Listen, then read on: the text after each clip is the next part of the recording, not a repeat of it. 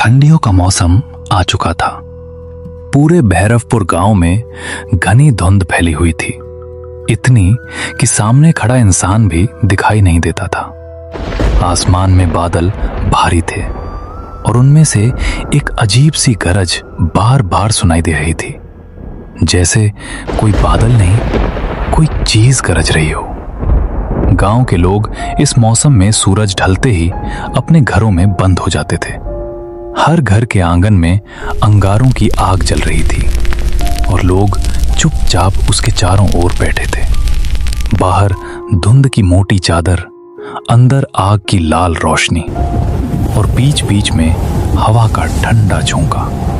भैरवपुर की ये रातें सिर्फ ठंडी नहीं होती थीं। उस रात मैं यानी राहुल और वीरेंद्र भैया गांव की शराब की दुकान पर लकड़ी के तख्ते पर बैठे थे। आग बुझ चुकी थी, पर हम दोनों की बातें अब भी जल रही थी। पता नहीं आजकल क्या हो रहा है, मेरे तो बस कुछ समझ ही नहीं आ रहा राहुल। हाँ भैया, पिछले महीने ही गांव से 4 लोग गायब हो गए।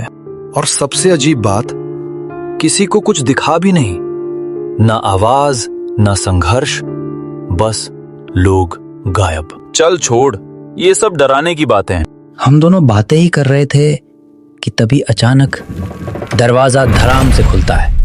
धुंध से लिपटा अमन भागता हुआ अंदर आता है, सांसें टूटी हुई, चेहरा सफेद, आंखें फटी हुई। भैया वो क्या हुआ अमन, कितना आप क्यों रहा है? दारू चाहिए क्या? नहीं भैया, वो पापा। भैया क्या हुआ तेरे पापा को अमन, सीधे बोल। वो भैया, पापा को कुछ हो गया है। वो इंसान जैसे नहीं रहे। भैया आप कुछ कीजिए ना प्लीज। लगता है कुछ गड़बड़ है, एक काम कर, मेरे साथ चल। जैसे ही हालात बिगड़ते दिखे, वीरेंद्र भैया ने अमन को पकड़कर दुकान के पीछे वाले स्टोर रूम में ले गए। वहां अंधेरा था और उनकी आवाजें मुझे बाहर से ही बस हल्की हल्की सुनाई दे रही थी। मैं वहीं पर खड़ा बस यही सोच रहा था, आखिर ऐसा क्या हुआ है जो अमन की सांसें ही टूट गई हैं। कुछ मिनट बाद स्टोर रूम का दरवाजा चर्र से खुलता है। वीरेंद्र भैया और अमन बाहर आते हैं, दोनों के चेहरे उतरे हुए। अमन की आंखें अब भी डरी हुई और वीरेंद्र की आंखों में चिंता साफ थी। क्या हुआ भैया, आप बहुत परेशान लग रहे हो? हाँ राहुल, परेशान होने की वजह है, और वो भी बहुत बड़ी। मैंने और अमन ने एक दूसरे की तरफ देखा। माहौल और भारी होने लगा था। तभी वीरेंद्र भैया ने एक मुड़ा हुआ नम सा पड़ा कागज का नोट निकाला। नोट की सतह पर कुछ चिपका हुआ था, जैसे काई या हरी फफूंद हो। ये देख, परेशानी की वजह ये है। ये क्या है भैया? ये हरा हरा क्या होगा है नोट पे? पागल हो गया है क्या? नोट को गलती से भी मत छूना। अगर अमन की बातों में जरा सी भी सच्चाई हुई तो आज रात बहुत बड़ा खतरा है। मैं इसे यहीं छोड़ रहा हूँ, और जब तक हम वापस ना आए इसे हाथ मत लगाना, बिल्कुल भी नहीं। ऐसा क्या हो गया भैया, सब ठीक है ना? जो हुआ वो मैं तुझे बाद में बताऊंगा, अभी हमें चलना पड़ेगा।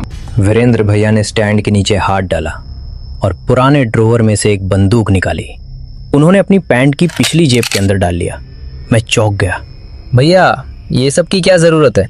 चल, सब वहीं समझाऊंगा। हम दोनों दुकान से तेजी से निकल गए।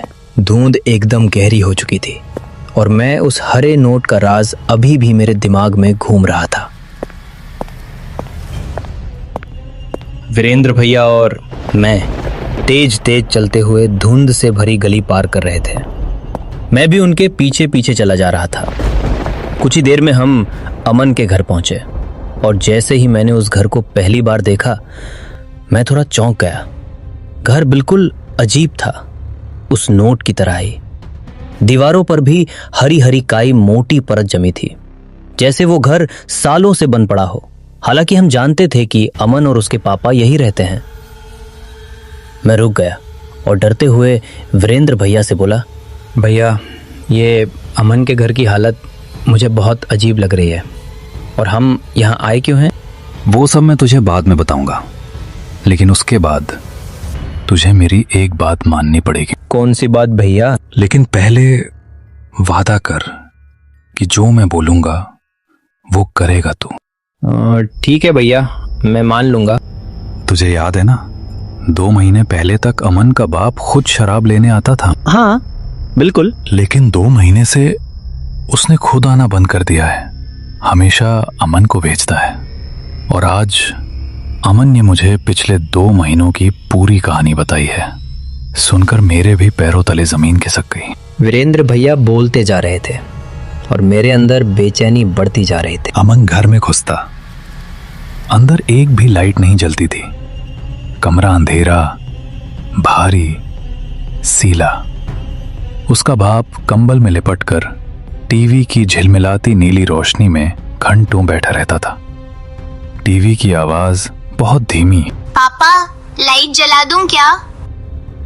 नहीं, बिल्कुल नहीं, लाइट बिल्कुल भी नहीं चलेगी। दिन बीतते गए और हालात बदतर। लेकिन असली प्रॉब्लम तो आज शुरू हुई। क्यों भैया, आज क्या हुआ? आज ट्यूशन कैंसिल होने के कारण अमन जल्दी घर पहुंच गया। अमन ने सोचा लाइट जलाकर थोड़ा पढ़ ले, लेकिन जैसे ही उसने स्विच ऑन किया, लाइट बंद कर लाइट, सुनाई नहीं दे रहा है। अमन डर गया। उसने पीछे हटकर अपने पापा को देखा और वहीं उसे पहला झटका लगा जब उसके पापा के कंबल से बाहर निकला हाथ पूरी तरह लाल था, लाल जैसे ताजा खून। और उस पर वही हरी काई जमी थी जो घर की दीवारों पर थी। तुझे बोला ना लाइट बंद कर, दोबारा ऐसी गलती मत करना।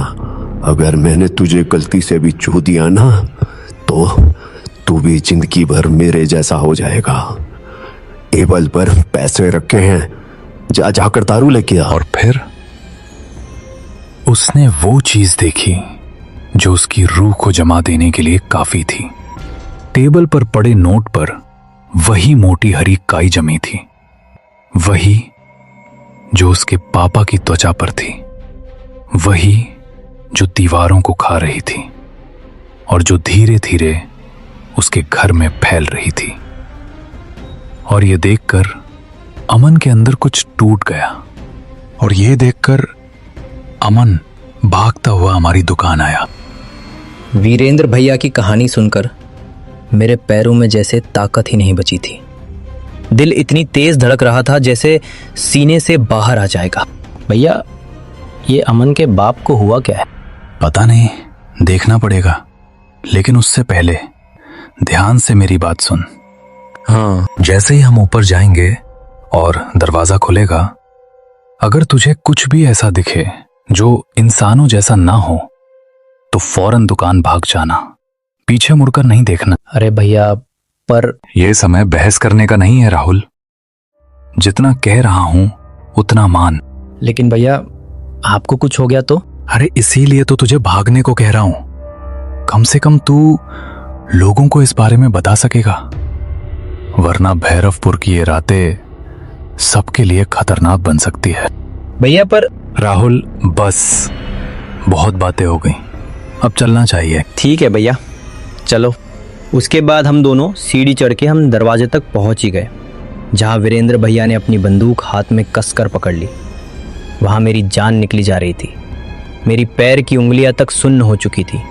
और तभी वीरेंद्र भैया ने जोर से आवाज लगानी शुरू की, राजेश, ओ राजेश। लेकिन अंदर से कोई आवाज नहीं आई। वीरेंद्र भैया ने गर्दन आगे बढ़ाई और थोड़ी और जोर से चिल्लाया, राजेश। कौन है बे? मैं वीरेंद्र हूँ। तू क्या करने आया है यहाँ? और वो अमन कहाँ है? वो उसे कुछ काम आ गया था तो मैं ले आया तेरी दारू। हाँ, ठीक है। यहाँ अंदर आके टेबल पे रख के चले जा। पैसे मिल गए ना? हाँ, पैसे मिल गए, लेकिन मैं अंदर नहीं आ सकता। तू बाहर आकर ले ले। मैं कोई बाहर नहीं आ रहा। तेरे को अंदर रखनी है तो रख दे, नहीं तो जा फिर। नहीं, ऐसे कैसे? तूने पैसे दिए हैं, आप बाहर आके अपनी दारू ले ले। ठीक है, आता हूँ, रुक। उसके बाद मैं और वीरेंद्र भैया उसके आने का इंतजार करने लगे। घर के अंदर से बहुत भारी कदमों की आवाज आने लगी, जैसे कोई इंसान नहीं, कोई बहुत वजनी चीज चल रही हो। और फिर बहुत धीरे से दरवाजा खुलने लगा। और जैसे ही दरवाजा आधा खुला, मैंने जो देखा उसने मेरे होश उड़ा दिए और मैं बिना कुछ सोचे, बिना 1 सेकंड रुके, बस वहां से भाग पड़ा। मैं भागते भागते थोड़ा दूर आ गया। मेरे दिमाग में बार बार वही दृश्य चमक रहा था जो मैंने दरवाजा खुलने के बाद देखा था। दरवाजा खुलते ही हमारे सामने जो खड़ा था वो राजेश बिल्कुल भी नहीं था। उसका पूरा शरीर मानो किसी पेड़ की तरह बन चुका था। एक ऐसा पेड़ जिस पर बरसों से हरी हरी काई जमी हो, जिससे गंदी सड़न भरी बदबू आ रही हो। लेकिन सबसे डरावना उसका चेहरा था। उसका सिर पूरा लाल, आंखें एकदम सफेद, और सबसे भयानक, उसकी गर्दन के दाहिनी तरफ उसके शरीर में से एक और सिर धीरे धीरे बाहर निकल रहा था। मेरी सांसें रुक गई थी। मैं खड़ा भी नहीं रह पा रहा था। तभी घर से गोलियों की आवाज गूंजी। मैं बिना रुके भागता चला गया। दुकान पहुंचा और खुद को अंदर बंद कर लिया। मैं कांप रहा था। ठीक उसी समय अमन मेरी तरफ दौड़कर आया। भैया क्या हुआ? आप ऐसे हाफ क्यों रहे हो? और वो वीरेंद्र भैया कहाँ है? भैया क्या हुआ पापा को? और वीरेंद्र भैया वो कहाँ है? आते होंगे। तू बस यही बैठा रहे। पर वो आपके साथ क्यों नहीं आए? चुप करके बैठ। मैं अमन को समझा ही रहा था। उसी वक्त दुकान के दरवाजे पर ठक ठक करके किसी ने खटखटाना शुरू किया। भैया राजू भैया है क्या? दरवाजा खोले। चुप, बिल्कुल चुप। खटखटाने की आवाज अचानक बिल्कुल बंद हो गई। दुकान के बाहर घोर सन्नाटा हो गया। इतना सन्नाटा कि हम दोनों की सांसें तक सुनाई दे रही थी।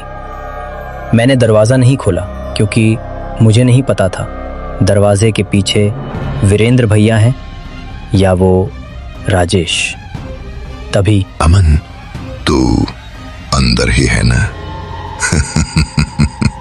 ला मेरी दारू दे दे।